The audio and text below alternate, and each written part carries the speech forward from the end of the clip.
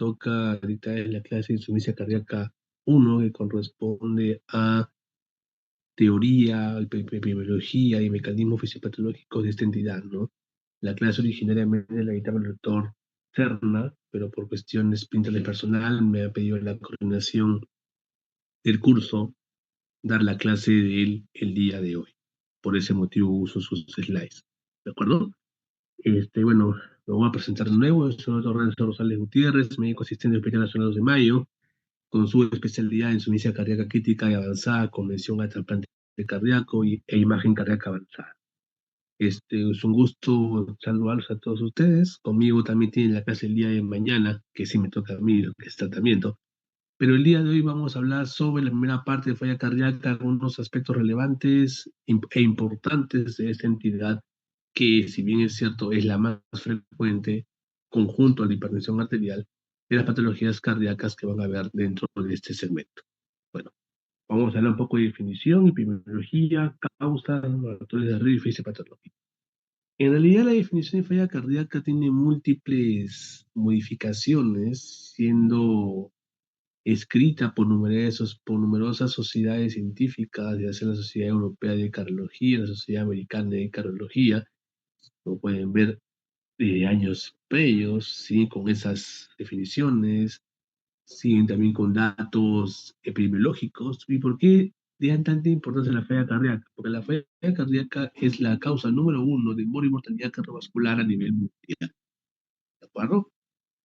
Todos escriben sobre falla. El autor más relevante es el autor de Bramwell, que prácticamente define falla cardíaca prácticamente por múltiples mecanismos que se puede resumir como un síndrome clínico en el cual el corazón afecta su gasto cardíaco. O sea, es una definición bastante fácil, pero más ordenadamente sería que la insuficiencia cardíaca es aquel cuadro clínico caracterizado por signos y síndrome de congestión, ya sea pulmonar o sistémica, debido a que el corazón no cumple o tiene un déficit en la compliance para satisfacer las demandas metabólicas del cuerpo y para tratar de suplirlas, incrementar las presiones de llenado. Toda esa definición, que es un poquito bastante complicada, se traduce por múltiples mecanismos moleculares, neuronales, inflamatorios, que llevan al final que el corazón se deteriore progresivamente y llevando a la falla cardíaca del paciente. Entonces, yo puedo tener un gasto cardíaco reducido, ¿de acuerdo? Pero el corazón trata de solventar ese déficit, aumentando la presión de llenado, aumentando la contractibilidad y demás mecanismos compensatorios que lo vamos a ver más adelante. ¿De acuerdo? Y prácticamente lo que tenemos que recordar aquí que falla cardíaca es un síndrome complejo, ¿de acuerdo? Que va a ocasión, que va a tener un sustrato, ya sea anatómico o estructural, slash funcional. Es decir, yo puedo tener alteraciones en la función cardíaca por patología arquitectónica per se, o en su defecto también puedo tener alteraciones en la estructura del corazón. ¿De acuerdo? Ahora, una vez que yo defino falla cardíaca, y como ven este gráfico bastante interesante, ¿de acuerdo? Siempre es signos y síntomas. Entonces, el diagnóstico de falla cardíaca como primer mensaje de esta charla es netamente clínico.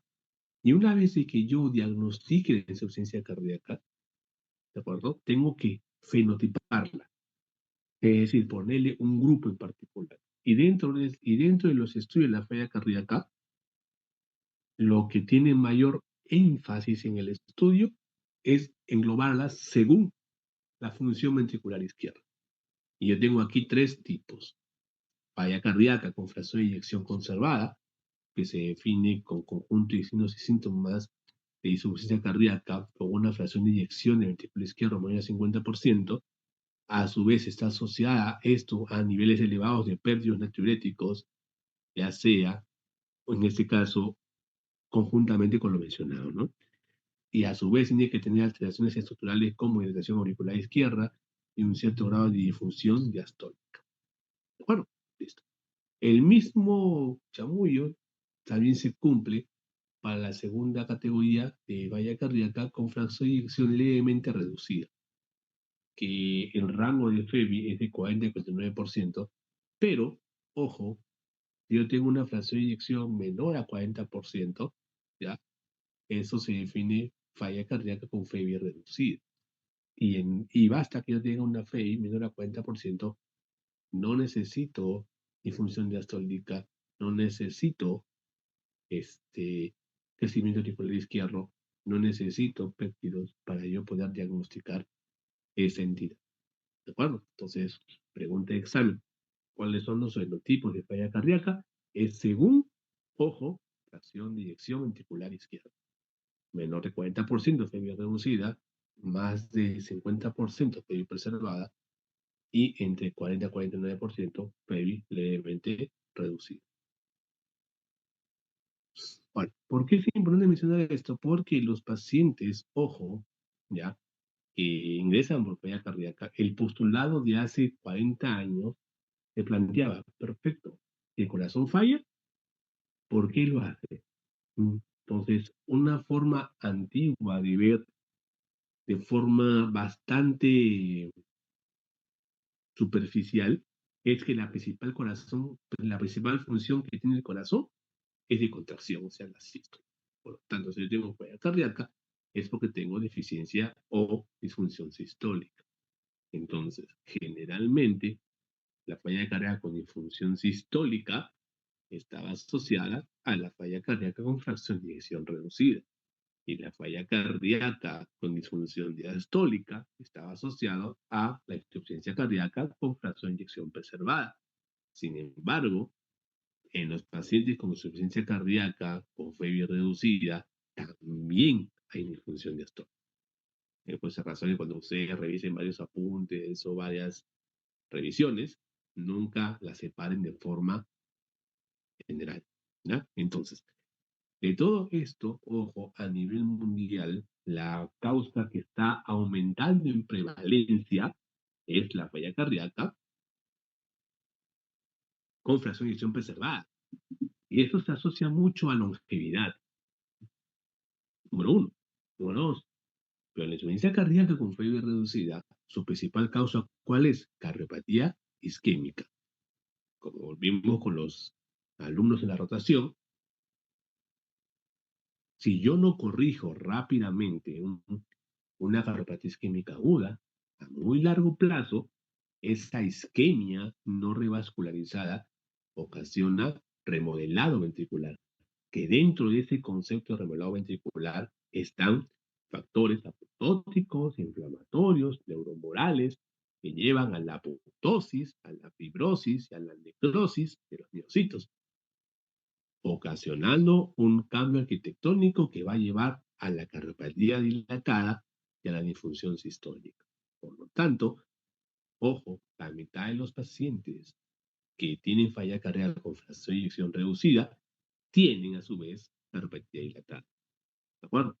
Ahora, lo que también tenemos que tener en cuenta es que la principal causa de falla cardíaca con FEBI reducida sigue siendo cardiopatía isquémica no revascularizada. En cambio, la falla cardíaca con fracción de eyección preservada, como se había dicho, destaca aumenta la prevalencia, casi un 50% en algunas series, y el fenotipo o las características o en qué pacientes yo puedo ver más frecuentemente esa entidad son pacientes mujeres, añosas, hipertensas y con fibrilación auricular. La obesidad de por sí es un factor de riesgo para este tipo de falla cardíaca, enfermedad coronaria también, sobre todo la enfermedad coronaria crónica, ¿ya? Diabetes, como ya mencionamos, son altamente prevalentes. ¿Qué es lo que te estoy diciendo con este concepto recientemente? Que la falla cardíaca con fiebre reducida fue preservada, perdón, es una entidad parte de varias más. Por lo tanto, ya lo vamos a ver en la clase de mañana, el fracaso al tratamiento de este tipo de fenotipo de FEI preservada fue muy notorio en los ensayos clínicos porque estaba poniendo a esta entidad como a causa aislada y no como parte de un gran síndrome. Eso se cambió hace unos años y ya comienzan a haber resultados positivos para manejar ese sentido. Ahora, ¿qué pasa con el grupo intermedio, levemente reducido, de 40 a 50%. Su fisiopatología no muy bien conocida. Y aquí desarrojo una pepa. Mientras que con la falla cardíaca con fracción de inyección reducida, el TAC fisiopatológico es activación neuromoral como primer punto a tratar que lleva al remodelado ventricular. En cambio, la falla cardíaca con fracción de eyección preservada, hay poca actividad neuromoral, pero hay una actividad excesiva inflamatoria, ¿de acuerdo? A nivel microvascular principal. Por eso es que los TONS y también hay una alteración dentro del metabolismo mitocondrial del miocito cardíaco. Por eso es que enfocar en un punto de vista molecular y fisiopatológico a más entidades es crucial para poder entender el manejo. Y con respecto a la falla cardíaca con calcio-inyección levemente reducida, comparte fisiopatologías de ambas partes. Por eso es que todavía es en estudio cuál es la dopamina para poder dirigir un tratamiento específico para ese sentido. Ahora,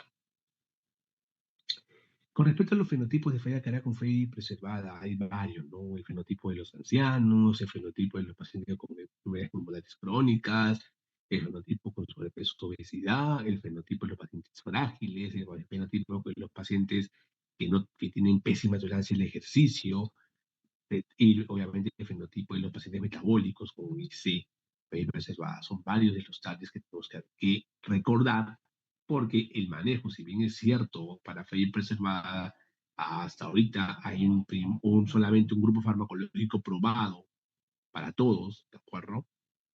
Que es los SGLT2, pero recordar que también podemos manejar las comorbilidades según los subfenotipos de fe preservada. Por lo tanto, ojo, el diagnóstico y tratamiento para la falla cardíaca con fe preservada representa uno de los mayores retos para los médicos en la actualidad, como lo he dicho, es parte de un todo, no es una entidad aislada, ¿no? Y esto nos tiene que preocupar porque la prevalencia se está incrementando de forma exponencial y más adelante nos va a traer muchos problemas, ¿no? Ahora, generalmente este concepto de fascinación preservada fue definido por Lucci, como pueden ver, hace ya más de casi 40 años, un poquito más, que se estaban centrando solamente en la fracción de inyección de vesícula isquia.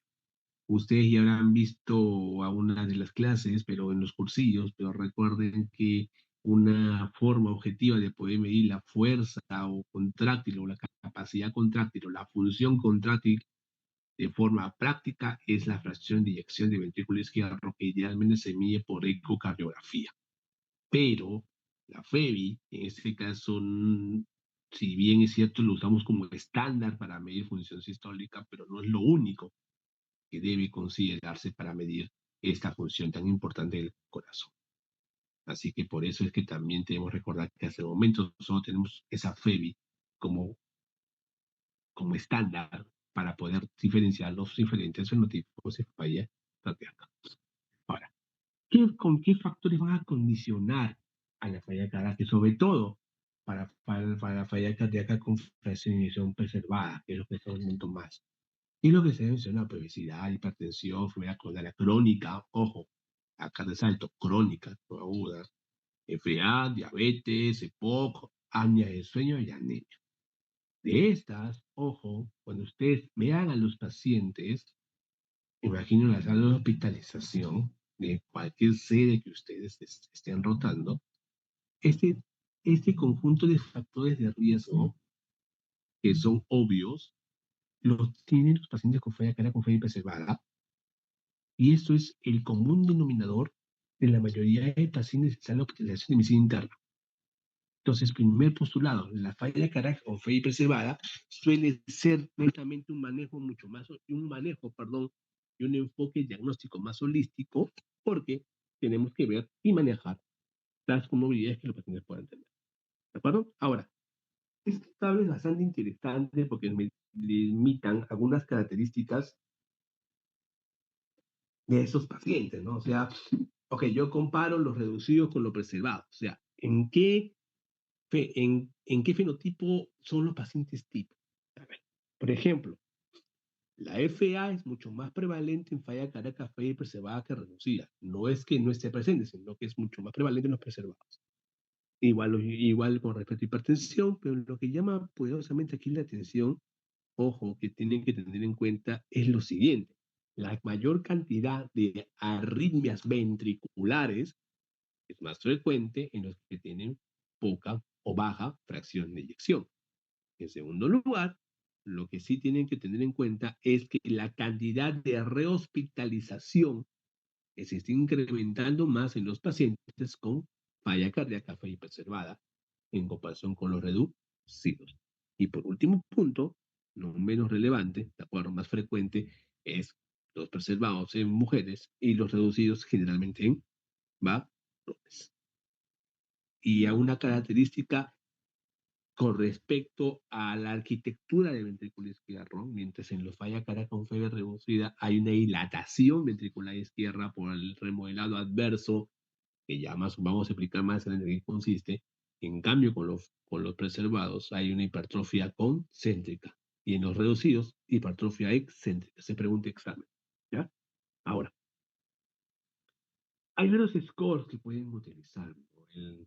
El más conocido, bueno, aquí no lo pone, pero en realidad, para los scores con falla cardíaca fe preservada son relativamente bastante variables y no les considero prudente que los utilicen, ¿no?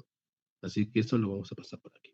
Obviamente, los problemas en la definición es que es muy reducida a un solo punto, es decir, generalmente, ojo, lo que tenemos que tener en consideración es que para yo definir un cuadro complejo, pues falla cardíaca, no me puedo centrar exclusivamente en la fe.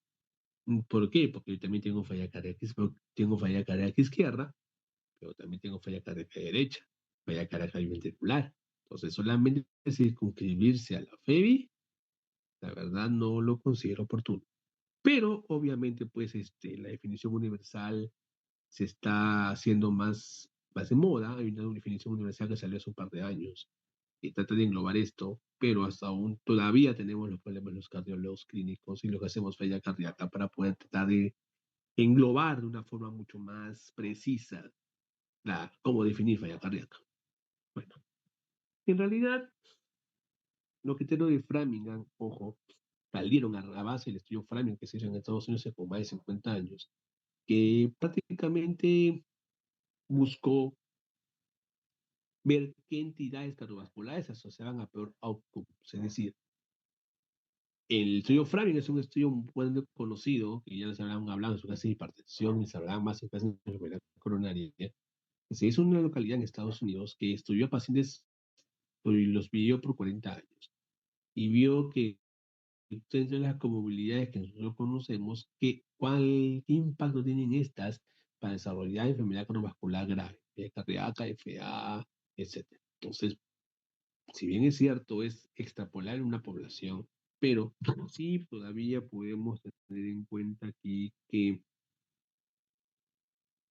es fácil usar los criterios de Framingham, sobre todo por los no especialistas, pero también tenemos que tener en cuenta que las variables paraclínicas que incluyen este tipo de variables de los criterios de Framingham son muy variantes, va la redundancia, interobservado. O sea, va a depender qué tan bueno es el clínico que recopile los criterios de Framingham, sobre todo con los síntomas que el paciente puede referir.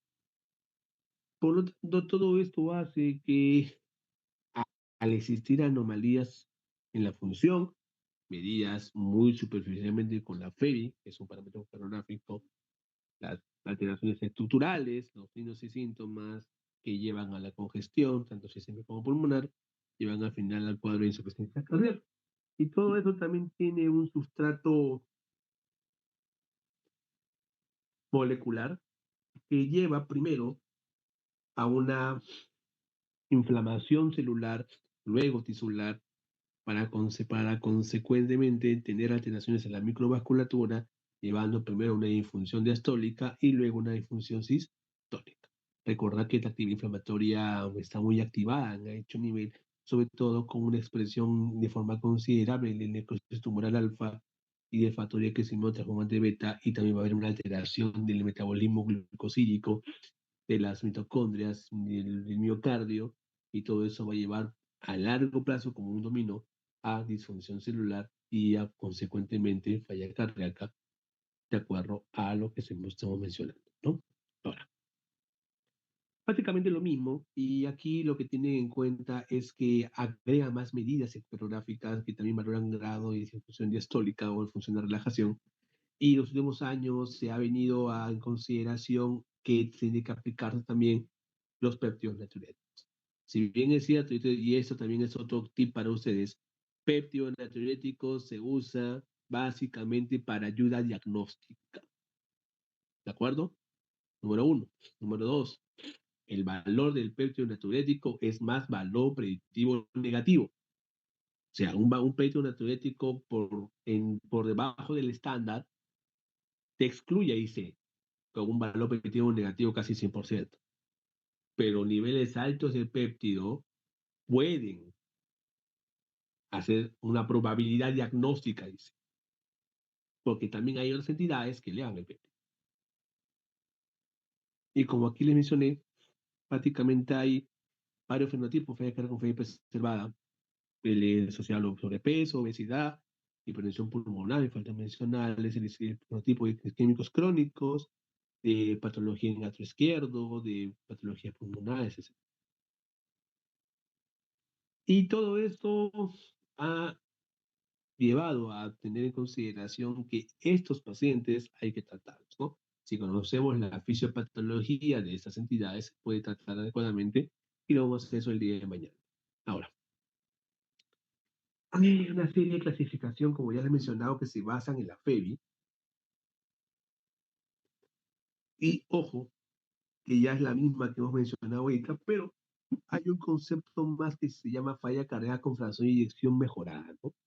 Que se define con una FEI mayor o igual a 40% cuando previamente ha tenido una FEI menor de 40% en un tiempo de 6 meses. Entonces, ¿qué quiero decir con esto? Que los pacientes con insuficiencia cardíaca son dinámicos, ¿de acuerdo? Porque el objetivo del tratamiento, que lo vamos a ver mañana, es eso, es cambiar o tratar de cambiar un poco la historia de la enfermedad. Para la epidemiología en los pacientes con IC es bastante alarmante. ¿Por qué? Porque la IC per se hace que la calidad de vida de los pacientes baje, número uno. Dos, aumenta su riesgo y la prevalencia está aumentando. O sea, si en Estados Unidos casi se están diagnosticando más de medio millón de casos por año nuevos de falla cardíaca, ¿ya? Y la incidencia aumenta más a la edad, ¿no? O sea, es una patología netamente que es más prevalente a medida que la esperanza de vida aumente y por lo tanto la población sea más longeva. Y es importante mencionar que esta entidad representa casi el 50% de carga de los pacientes que ingresan a servicios de urgencias. Es un registro prácticamente mundial, publicado por los coreanos hace un par de años, que nos da una imagen bastante alarmante, que la prevalencia dice es prácticamente alrededor de 1.5 o 2% a nivel mundial, indistinto de cada país, ¿no? Ahora, en realidad la epidemiología es bastante alarmante, y lo vuelvo a decir, porque a medida que aumentan las enfermedades crónicas, sobre todo metabólicas, los casos, dice, suelen ir aumentando de forma considerable, ¿no? Igual, prácticamente acá podemos ver que la prevalencia sigue siendo casi la misma, de 2 a 3% en todos los países, independientemente del lugar mencionado. Ahora, el tema es que, ok, perfecto, necesito falla cardíaca, o sea, pero falla cardíaca es una entidad frecuente, doctor, pero ¿es estudiada? Pues es un problema de salud pública, bueno, es un problema netamente que está aumentando la incidencia de prevalencia, se debe estudiar, ¿no? Y se estudia, como pueden ver ahí, en esos países, ¿no? Pero en nuestra realidad, lamentablemente, no ha habido mucha evidencia que hablar, porque en nuestro país no se da mucha importancia en las enfermedades crónicas y más se da importancia en las enfermedades oncológicas, a las materno-neonatales, porque la realidad es así. Lo tengo que mencionar. Por eso que Por eso que también la producción científica en falla cardíaca en nuestro país también es pobre, no porque no haya casos, sino porque también por muchos factores, ¿no? Como se ha mencionado, ¿no? Que no sé, que uno, tratar a todos los pacientes con ese, como dicen las guías mundiales, hay una gran brecha de diferencia entre los pacientes que van al Instituto Nacional del Corazón versus los que van a las cabezas de sedes de salud y con más razón a los que van al MINSA. Entonces, partiendo por ahí, obviamente, una gran diferencia en el manejo, es decir, uno va a hacer un estudio, va a encontrar bastantes diferencias si yo hago un multicéntrico, ¿no? Entonces, tener en consideración eso, porque también la producción es bastante, bien científica es pobre, la necesidad es inmensa, pero al mismo tiempo también hace que abren las puertas de investigación para futuros tesistas o futuros médicos que deseen ampliar conocimiento de falla cardíaca en el Perú, ¿no? De por sí, haciendo una pequeña anécdota, están ahorita haciendo dos trabajos de investigación, dos compañeros suyos por su tesis de grado, y con temas bastante interesantes, dice, aplicables en nuestro país, aplicables en nuestro hospital, en el Hospital de Mayo hablo, y estamos esperando resultados y espero que sean bastante alentables. Por lo tanto, en el Perú de por sí carecemos de data, la tecnología también es bastante deficiente, poco a poco que se implementa, por ejemplo, telemedicina. Y con respecto al Protocolo Nacional de Falla Cardíaca, yo particularmente estoy en desacuerdo con eso, porque tratar de englobar en un protocolo como una receta de cocina un síndrome complejo es bastante osado. Si bien es cierto, las guías americanas y europeas tenían un estándar de cómo tienes que actuar, y eso es totalmente irrefutable, pero un protocolo nacional de manejo, o sea, ni las mejores sociedades del mundo los tienen. O sea, te dicen, ok, te dan la guía de práctica clínica, te dicen, ok, según esto, según esto, lo otro, pero no te dicen más porque evaluar falla cardíaca, lo vuelvo a decir, netamente es un arte. Ahora, acá piden petitorios, unidades de falla cardíaca eficientes, dispositivos, o sea, prácticamente acreditación y ejecución de centros capacitados para trasplante. En realidad, el doctor, esta evidencia que coloca es bastante buena porque nos dan a entender mucho la problemática que hay en nuestro país sobre falla cardíaca. ¿Por qué digo eso y lo vuelvo a decir? Porque la falla cardíaca, la más frecuente es la falla cardíaca crónica reversible, que es muy diferente de la falla cardíaca. No. ¿Por qué menciono también esto? Porque este tipo de entidades necesita un enfoque mucho más integral, mucho más complejo. Y nadie le da bola a eso. ¿Y eso por qué? Porque a pesar de que es algo complejo, si se está estudiando de forma minuciosa desde hace 40, 50 años, antes la mortalidad en los años 70 para IC era 90%. Desde que comenzaron los años 90, vamos a día de mañana con el manejo, ha ido bajando la mortalidad. Y puedo decir que la mortalidad con falla cardíaca fue bien reducida, tomando los medicamentos, los dispositivos y todo lo demás, de un 90% bajó a un 30%. Igual sigue siendo una cantidad bastante importante de mortalidad, siempre y cuando tengamos todas las herramientas para tratar. Pongan eso en nuestro país. O sea, esto de esa data que coloca la sobrevida ha mejorado, de acuerdo, la mortalidad absoluta también sigue siendo alta, y es mucho más alta en nuestro país. Y en este caso tenemos consideración que no se practican políticas adecuadas, vamos a seguir con el mismo problema. Y los factores de riesgo son netamente los ya conocidos, o sea, hipertensión, diabetes, no metabólico, todo eso, son prácticamente enfermedades no transmisibles, enfermedades crónicas. Y recordar que también tenemos que tratarlas, ¿no? En los cuales el factor de riesgo más frecuente y más importante es la hipertensión arterial, ¿no? O sea, generalmente si tú no manejas bien la hipertensión, vas a hacer falla cardíaca con toda seguridad, ¿no? Es por eso que uno de los objetivos del tratamiento antihipertensivo, más allá de bajar cifras, es protección cardiovascular, sobre todo para prevenir falla cardíaca. Y todo eso es importante porque en realidad los mecanismos moleculares se traducen en esto, ¿no? Destrucción de miocitos, apoptosis, necrosis, acumulación de fibrosis intersticial, que es proarmogénico, en fin, una serie de cambios que llevan prácticamente a esto, ¿no? A cambios arquitectónicos, ya sea hipertrofia de las paredes o su efecto dilatación de las mismas, ¿no? Que va a llevar prácticamente a carpeta dilatada, con paredes delgadas, con poca fuerza contráctil, poca reserva miocárdica, y eso lleva también a la creación o más que creación, llevaría a aumento de frecuencia de la hospitalización y sobre todo también llevaría a más casos de muerte súbita. Mecanismos moleculares, ojo, esto lo vamos a ver ahorita, ¿ya?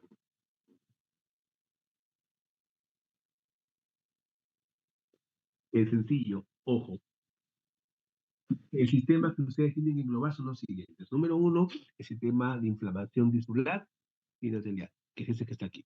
Directamente por la exposición al endotelio de radicales libres, de factores de citoquinas, de quimioquinas, que llevan prácticamente difusión endotelial y hacen una difusión microvascular. ¿De acuerdo? Entonces, por lo tanto, esa difusión endotelial es importante que recuerden porque es parte de la agencia de falla cardíaca y estrictamente por factores prooxidantes, proapoptóticos, proinflamatorios, ¿no? Ahora, este conjunto fisiopatológico no solamente es aislado, ¿no? ¿Por qué? Porque también es una cadena. Entonces, así como ocurre daño endotelial, también ocurre alteración en el metabolismo mitocondrial, cambiando las ketonas o los cuerpos cetónicos como sustrato para generar energía mediante el sistema mitocondrial, comienza a activarse el ciclo de Krebs, generando mayor oxidación a nivel mitocondrial del miocito, llevando mayor inflamación intracelular y mayor difusión microvascular. Por lo tanto, recordamos que esto es prácticamente el inicio a nivel mitocondrial celular de cambios moleculares, bioquímicos, llevando a acidificación intracitoplasmática, alteraciones en la polaridad, acumulación de calcio citoplasmático por actividad excesiva del sarcoplásmico, etcétera, llevando siempre a apoptosis celular. Es prácticamente lo mismo que se ha mencionado, pero más feo. ¿Ya? Y recordar que siempre todo parte por disfunción mitocondrial.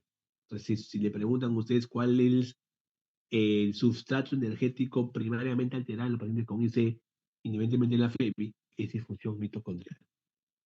Sustrato energético, por si acaso. ¿Ya? Ahora, aparte de la inflamación per se que causa destrucción, también hay factores profibrióticos y el más frecuente es el factor de crecimiento transformante beta. En ese tipo de factor, ojo, lo que hace es estimulación de actividad fibroblástica, llevando a la producción de colágeno y a la larga fibrosis. Este mecanismo fibrótico es mucho más frecuente en el fenotipo reducido, en el fenotipo preservado, y en pregunta de examen, el sustrato fibrótico es prácticamente el responsable de arritmias ventriculares. Lo mismo, y recordar las causas en nuestro medio de falla cardíaca, ojo,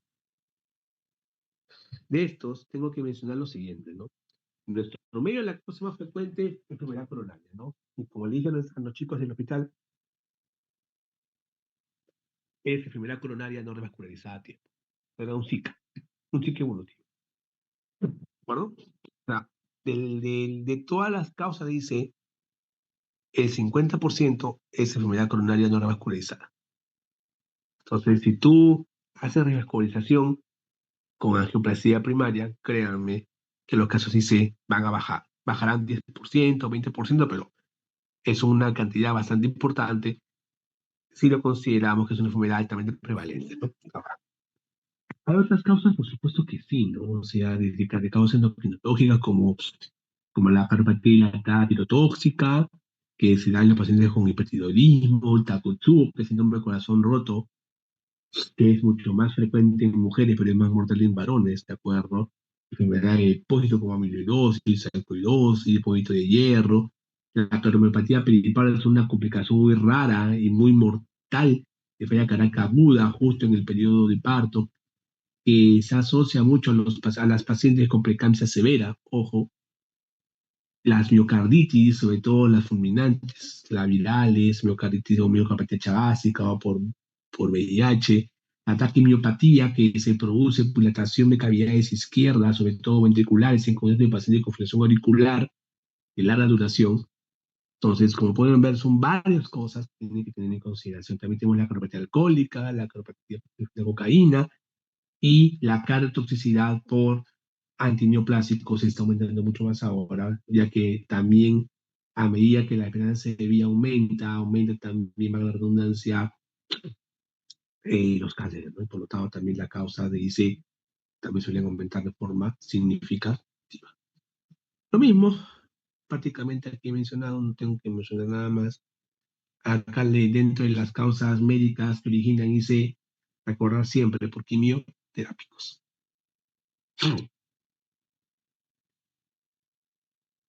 Ahora, ¿de qué se mueven los pacientes de falla cardíaca? Y en realidad, dentro de todo este gráfico, vamos a resumir de la siguiente manera, ¿no? Pacientes con falla cardíaca FEBI reducida fallecen de dos cosas.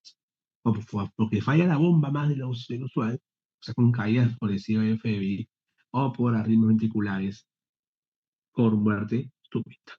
¿De acuerdo?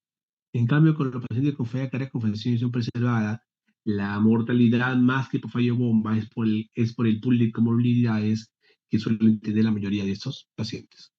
Ahora, lo mismo, y ha ido aumentando la prevalencia de falla cardíaca por COVID-19. De por sí, nosotros publicamos un trabajo en el 2019-20 como revisión de temas de indicaciones cardiovasculares por SARS-CoV-2.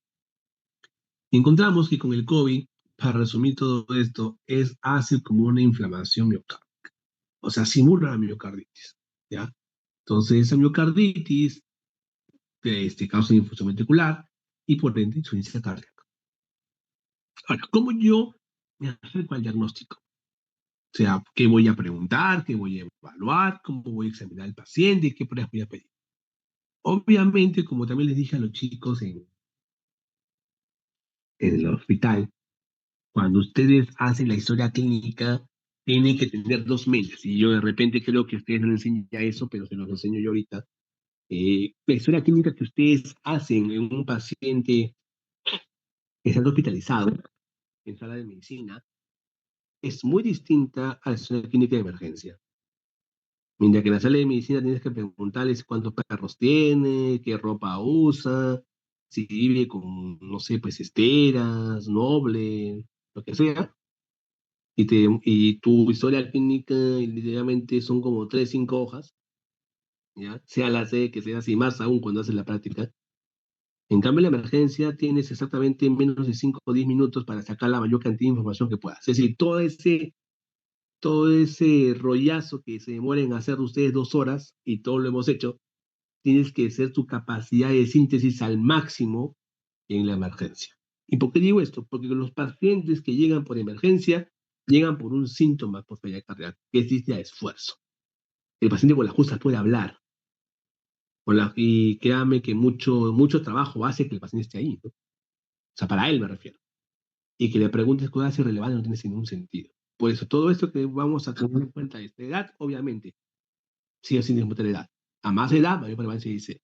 Factor de riesgo cardiovascular, siempre, hipertensión arterial, diabetes, sobrepeso, obesidad, gota, son los factores a considerar, ¿no?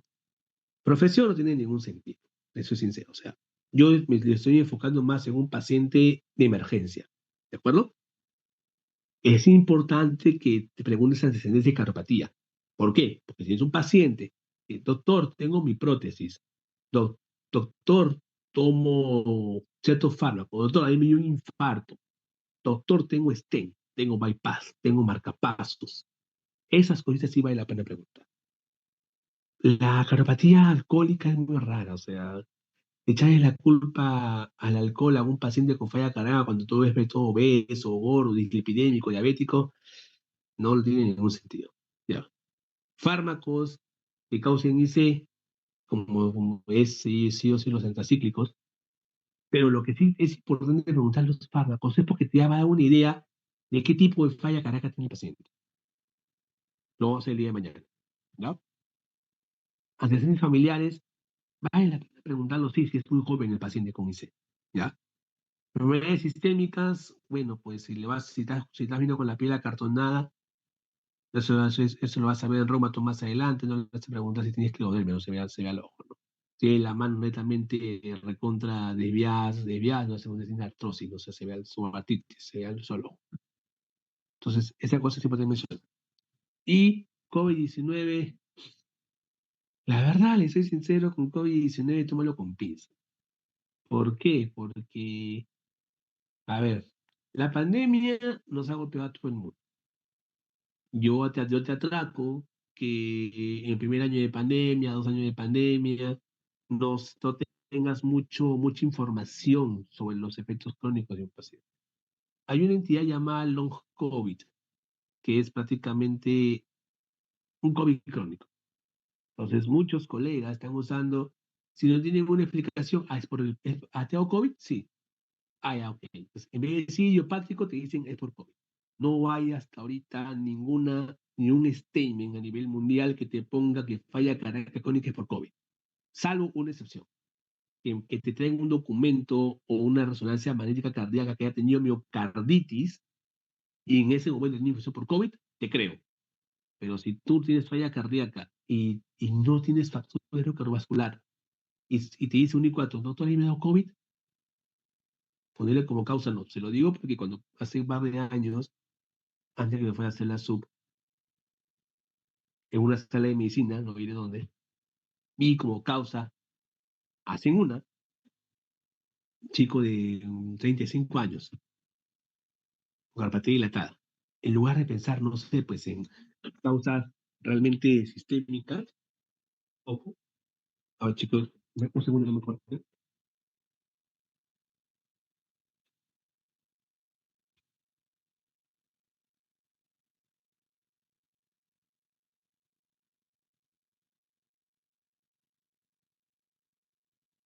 Ya está, perdón. Entonces, el COVID-19, solamente si se ha tenido antecedente de miocarditis documentada, podría considerarse, pero si no, busquen otras causas, porque no es factible que pongas una causa descartada por COVID porque no hay algo probado.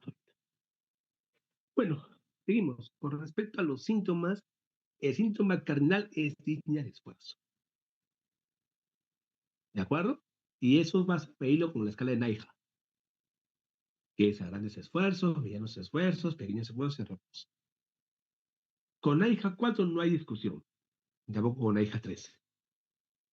El problema es cuándo es NIHA 1 y cuándo es NIHA 2. O sea, las guías se dicen, caminas tantos metros, tantas cuadras, tantas escaleras, pero eso ya va a depender mucho de cómo evalúe cada clínico, ¿no? Pero más específico que la ortopnea. La disnea es el síntoma más frecuente, pero más específico es la ortopnea con respecto a síntomas de congestión pulmonar, ¿ya? Los edemas, ojo, es algo que hay que aclarar. Usted ya semiología y ya saben las características de un edema, que tiene que tener distribución, localización y la consistencia, y eso, y la capacidad que tiene OS para poder formar, o también los cambios de coloración o temperatura que tiene un edema. Porque muchas veces me pasa, a ver, ¿cuál es el edema clásico en falla cardíaca? Bilateral, frío, no flebótico, no sé, pues, sin ampollas, sin vesículas, de carácter ascendente y con fobia positiva. Han pasado que me han llamado entre consultas por, por un edema unilateral rojo violáceo y era trombosis profunda y ponen falla cardíaca.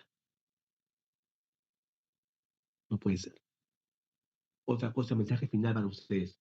Por ahora, ustedes le ponen falla cardíaca a un paciente, ese diagnóstico es prácticamente irrefutable. Porque la falla cardíaca, chicos, salvo en tres entidades, que son la miocardiopatía periparto, el Takotsubo y algunas miocarditis, son reversibles.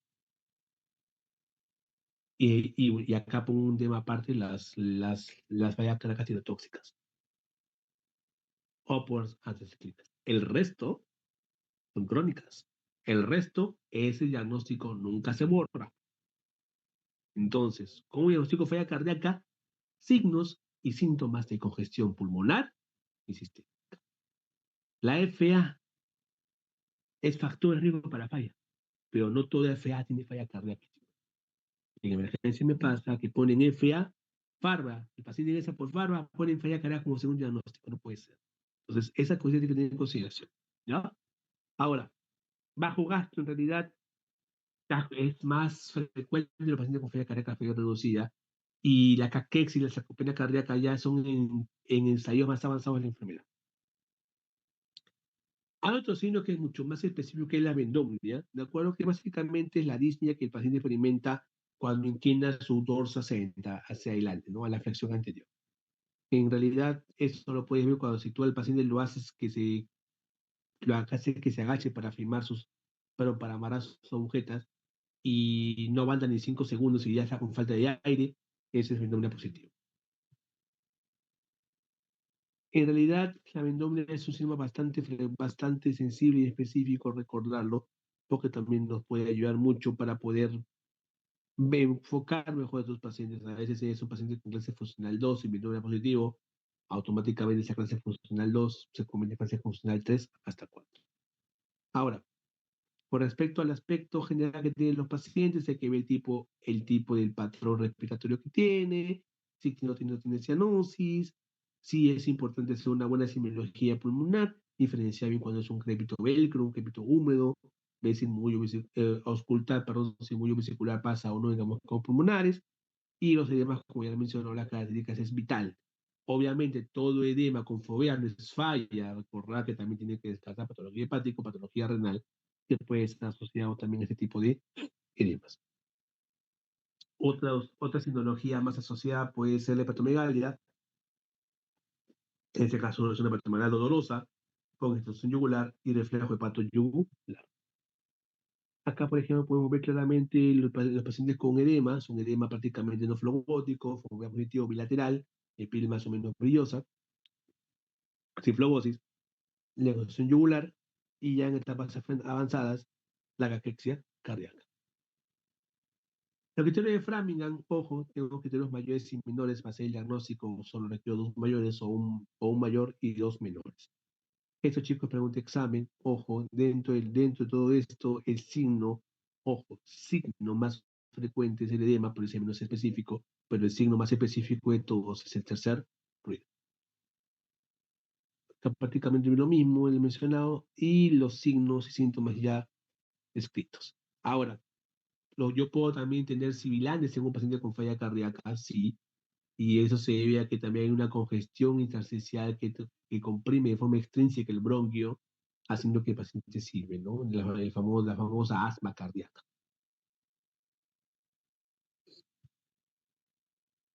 Lo mismo, igual.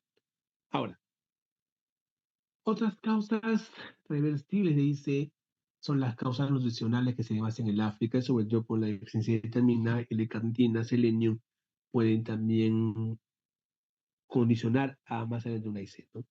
Ahora, ¿qué factores pueden precipitar una falla cardíaca? La anemia, por ejemplo, generalmente si tenemos pacientes con hemoglobina por debajo de 9, suelen ser mucho más proclives a que el paciente se descompense por IC, ya tiene una IC previa.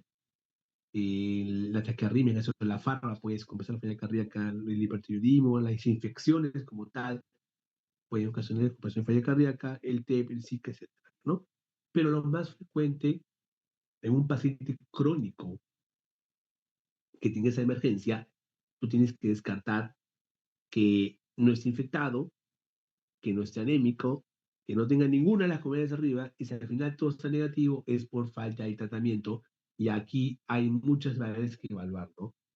Ya sea la edad terapéutica del paciente, la capacidad que tenga el paciente para poder adquirir la medicación, porque no todo es el sistema de salud, y demás variables más. Por lo tanto, también es importante mencionar un factor que aquí no está escrito, pero se lo menciono, es la inercia terapéutica. La inercia terapéutica, chicos. Porque los pacientes con falla cardíaca no son solamente hospitalizados en salas de cardiología, sino en medicina interna. Y lo vamos a ver el día de mañana. Muchas veces la inercia terapéutica a trepar dosis de medicamentos que están demostrados supervivencia sin ninguna justificación es mucho peor que, que prácticamente la patología mencionada, ¿no? Porque estás tú negándole un beneficio neto al paciente sin ninguna justificación de por medio. ¿Y por qué mencioné sobre la enfermedad coronaria, no? Mira, aquí tenemos el miocardio infartado, si eso no se realiza a tiempo, aumenta más la isquemia, aumenta más el área necrosada y eso lleva a la cardiopatía dilatada, ¿no? Inversión arterial, ya básicamente falla cardíaca con presión isopresada, con problema ventricular.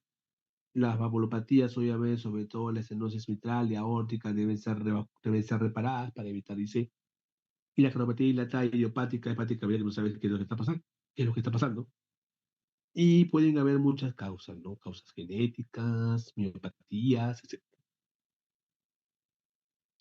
Con COVID-19 se vio muchos cambios de miocarditis, perimiocarditis, miopericarditis, enfermedad coronaria de causa trombótica, por la alta carga trombótica que estaba asociada por el COVID. O sea, prácticamente el COVID ha hecho una injuria endotelial con estados trombóticos bastante considerables y en algunos pacientes ha llegado a ser IC, ¿no? Ni que decir también que también ha habido SAVIs asociados a las vacunas con el COVID en determinadas casas comerciales. Entonces, todo eso ha hecho de que la causa del COVID esté sin importante. Sin embargo, yo lo considero como diagnóstico de exclusión y previamente tengo que dejar la causa más frecuente, ¿no? Ahora, yo aquí tengo clasificación de la falla cardíaca según dos sitios. La clasificación de la AJA y la clasificación de la NAIJA. La AJA es básicamente la divide en cuatro tipos. Estadio A es un paciente de riesgo, dice. Estadio B es un paciente sin patología estructural, ¿de acuerdo? Perdón, con patología estructural, pero sin síntoma, dice. Estadio C es pacientes con signos, dice, y con patología estructural. Y estadio D es un paciente también refractario al tratamiento convencional, ¿de acuerdo?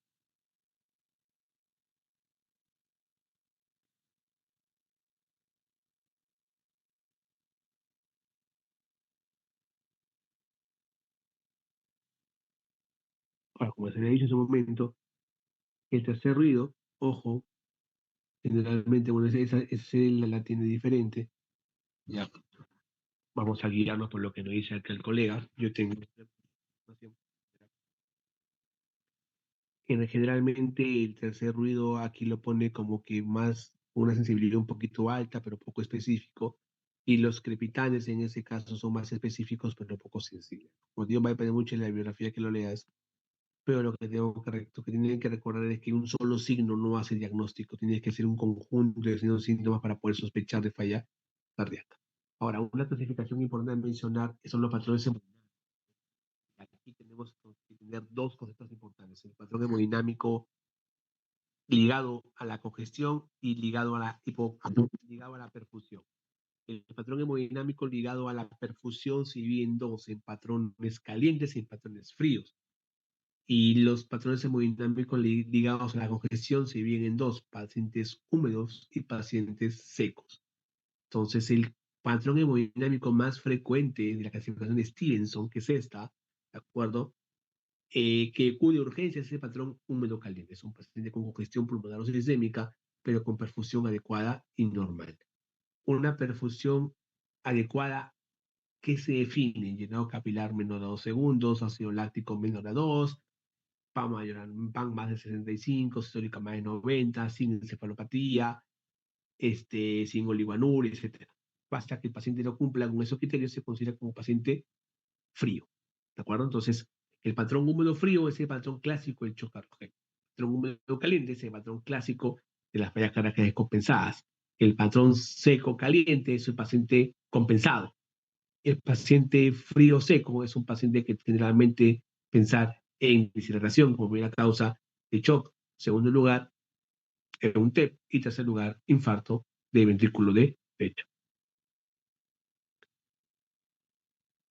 La fisiopatología prácticamente ya se ha mencionado, son los cambios moleculares y tisulares que llevan prácticamente a disfunción ventricular y a la larga llevan a muerte del paciente, ¿no?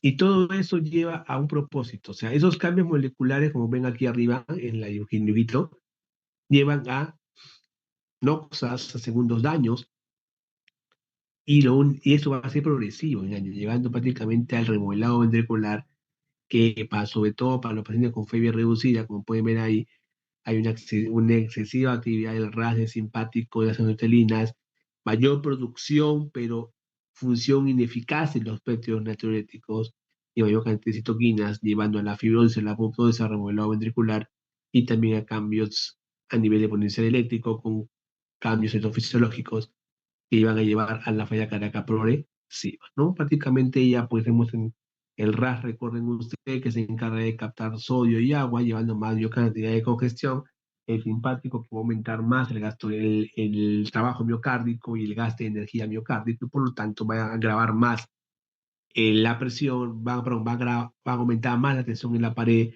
van a agravar más la isquemia, llevando a más falla cardíaca, ¿no? Eso es prácticamente lo mismo que les he mencionado. Y aquí tenemos en cuenta, yo les había mencionado el tema del péptido natriurético.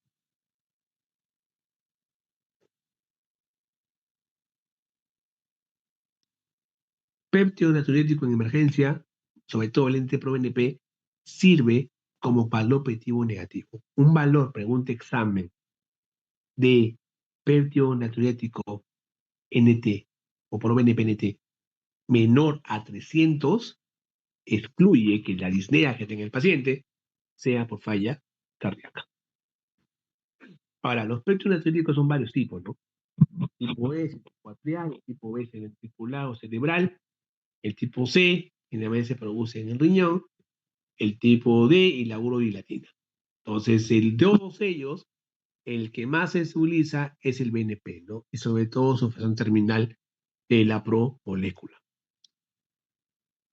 Ahora, generalmente los cambios hemodinámicos pueden ocasionar, ya mencionamos, alteraciones bioquímicas, celulares, que pueden llevar primero a una hipertrofia de pared y después a cardiopatía dilatada.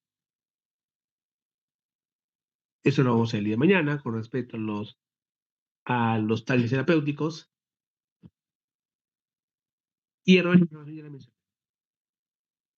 Prácticamente lo mismo que en este caso, por un evento agudo crónico, la inflamación per se va a comenzar a alterar la homeostasis, llevando a destrucción y a muerte celular. Y bueno, todo eso prácticamente está resumido aquí. La definición, ¿de acuerdo? Esa idea pues es importante, se la aprenden, porque prácticamente es de lo que hemos hablado con respecto a la falla cardíaca. Bueno, ¿cómo yo veo los signos de un paciente? ¿No? Una cosa que lo examine, otra cosa que lo pregunte, pero ¿cómo yo veo? En este caso, una placa de tórax, que hay un patrón típico que es la de mariposa, ¿de acuerdo? Patrón iliofugal, de forma centrífuga, que corresponde a edema pulmonar, ¿de acuerdo? Entonces, recordar siempre eso, por favor. Y cuando yo tengo un paciente, ojo, con falla cardíaca descompensada, pregunto dos cosas: si es agudo o si es crónico. Doctor, ¿cómo yo sé eso? Sencillo. La falla cardíaca aguda tiene un tiempo de aparición bastante precoz, 24 a 48 horas, sin historia previa, obviamente.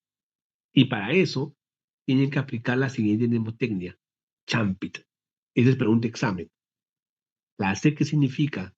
Significa síndrome coronal agudo. La H, emergencia hipertensiva. La A, arritmias, sobre todo arritmia como fibrilación auricular o taquicardia ventricular. La M, complicación mecánica. La P, tromboembolia pulmonar. La I, de una miocarditis. Y la T, taponamiento cardíaco. ¿Por qué digo eso? Porque tengo un paciente con falla cardíaca aguda, yo estoy obligado a esa neumonía descartar. ¿Y cómo la descarto? Perfecto, pregunta al paciente, ¿está con dolor torácico? Ok, un electro. ¿Se iba a hacer un ST o no? O es un ST elevado o no elevado. Listo. ¿Está con palpitaciones? Electro también. Veo si tiene FA, FLUTE o TB, de cara ventricular.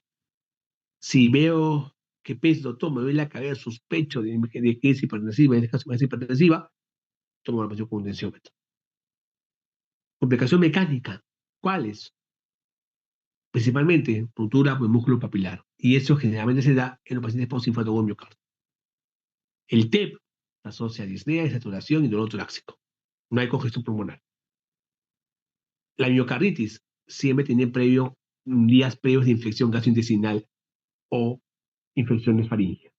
¿Ya? Y la tetraplometro cardíaco, prácticamente, si yo tomo el electro, veo complejos pequeños y la única forma de verlo es con un ecocardio. Listo. Y obviamente, pues para eso tengo que pedir electro, tengo que ir plaquetones para el congestión pulmonar. Y los péptidos natriuréticos, la verdad, no se piden como diagnóstico, sino se piden como un basal, porque como vamos a ver mañana, hay algunos fármacos que reducen los péptidos natriuréticos y si veo una reducción significativa en los primeros días de tratamiento, que es una indicación de que el paciente va mejorando del cuadro de ICE. ¿Para qué puedo medir en qué exámenes puedo solicitar en ICE? Esto, ¿no? Placa, electro, ecocardio. Y las resonancias magnéticas cardíacas no se pide a todos los pacientes, se pide sobre todo a los pacientes con cardiopatía dilatada. Si queremos ver o fenotipal, la cardiopatía dilatada per se, o si sospecho cardiopatía infiltrativa o cardiopatía hipertrófica, también es importante la resonancia, ¿no? Pero con los tres primeros es suficiente. Ahora, la placa de tórax puede tener pues varias consideraciones, ¿no? Corazón con punta hacia abajo, crecimiento ventricular, con punta hacia arriba, vesicular derecho y hacia abajo, ventrículo izquierdo. Pero lo que yo voy a pedir en la placa de tórax más para ver el ICT y la distribución en la punta cardíaca es ver si congestión pulmonar o no. Para eso las incidencias frontales de la son importantísimas y acá vemos un paciente con edema pulmonar brutal, ¿no? Puedo pedir tomografías, es que no tengo buena imagen con la placa. Acá puedo ver mejor los derrames pleurales, puedo ver mejor la congestión pulmonar y también puedo ver si no hay derrame pericárdico, ¿no? El ecocardiograma es importantísimo porque también te permite evaluar el funcionamiento del corazón, pero también te permite ver la FERI. Por lo tanto, el eco en los pacientes es imperativo después de que te hagas el diagnóstico de falla cardíaca. ¿De acuerdo? Acá puedo ver una cardiopatía dilatada y acá puedo ver prácticamente una cardiopatía hipertrófica al lado izquierdo y a la derecha una posible cardiopatía infiltrativa. Insuficiencia nuclear es básicamente para poder ver grado de viabilidad, isquemia, y la reso cardíaca es para ver netamente, es el gol estándar, ojo, para medir función ventricular por FEBI. O sea, si se preguntan ustedes, porque eso fue pregunta de examen el año pasado, ¿cuál es el examen de primera línea para valorar función ventricular? La respuesta es ecocardiograma. Si le preguntan el gol estándar, es resonancia. Ahora, la resonancia puede dar varios patrones, de acuerdo al trance tardío, de acuerdo también a unas características. Eso ya es básicamente manejo avanzado, es prácticamente imagen avanzada en cardiología. Ya es prácticamente lo mismo que dividen el estadio de falla cardíaca como tal. Y ojo, acá tenemos empeoramiento de falla cardíaca, eso obviamente los síntomas empeoran, partiendo de una clase funcional estable, falla cardíaca persistentes, a pesar de que está con los medicamentos o estrategias y congestionado, la falla cardíaca compensada o con síntomas resueltos pasa de estadio C a estadio B o de B a la efectivamente, ¿no? Ahora, prácticamente lo mismo que la fisiopatología, ya lo he mencionado, pero recordamos que generalmente esto se debe a actividad del RAS, actividad del borde simpático, actividad fibrástica aumentada y aumento de producción de péptidos natriuréticos sin mayor eficacia de los mismos. Ahora, generalmente cuando yo tengo cierto grado de congestión, ojo, residual, ya es, a ver, cuando tenemos congestión residual, ojo, tenemos que tener en cuenta lo siguiente. Normalmente, ojo, Cuando uno ya compensa un paciente con IC, tiene que darle de alta con sin congestión a la ocultación, con INEB que le ausentes o con menor cantidad, con un BNP con ProBNP NT menor de 400 idealmente, placa de tórax limpia, la vena cava inferior en este caso menor a 22 milímetros, acá está mal, menor a 22 milímetros con colapso más de 50%, son los criterios que yo puedo pensar para que el paciente se encuentre estable, ¿no? Muy aparte que tenga frecuencia cardíaca 60-90, que esté eubolémico, en fin. Los patrones ya hemos visto. ¿Y por qué decimos eso? Que vamos a ver el día de mañana, ¿no? Sobre todo el patrón húmedo frío, manejo son inotrópicos, vasoactivos y terapia diurética, ¿no? Concomitante. Lo mismo. Y causa diferencial en este caso puede ser básicamente múltiple, ¿no?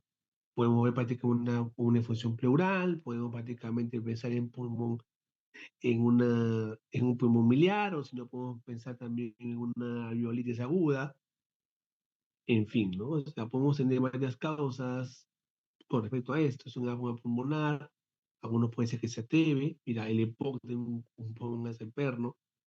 Acá tengo obviamente congestión con fibrosis pulmonar, sobrecarga, es muy frecuente la sobrecarga de fluidos en el postoperatorio, y también acá puedo ver áreas áreas de isquemia en el tejido pulmonar, como la tubular pulmonar, y en ese caso podemos tener patrones alveolares parchados intersticiales mixtos, que se da prácticamente en patología pulmonar severa, ¿no? El edema pulmonar por ahogamiento brutal es diferente, el IC es mucho más central. Por drogas también puede dar un edema pulmonar, y también es común el edema pulmonar en altura, ¿no? El edema pulmonar por expansión, en los casos de neumotoras, que es este en el lado izquierdo, cuando se corrige eso, en algunos pacientes esa expansión aguda suele ocasionar un desequilibrio a nivel linfático alveolo intersticial y lleva a la congestión pulmonar, ¿no? Ahora, con respecto a esta pirámide, recordar que a medida que los pacientes tienen un deterioro en la capacidad funcional, la refractaridad en los pacientes con IC va a ser mucho mayor, ¿no? Y eso lo vamos a ver mañana con los cuatro fantásticos, ¿de acuerdo? Que prácticamente dieron la esperanza a, al fenotipo reducido, aumentando la supervivencia y bajando la mortalidad, ¿no? Eso lo vamos a hacer el día de mañana con calma. Y bueno, hasta ahorita el resumen de toda la clase con falla cardíaca, la primera parte, yo creo que ha sido bastante claro. Y no sé si tiene alguna pregunta sobre el tema, y estoy encantado de escucharlos.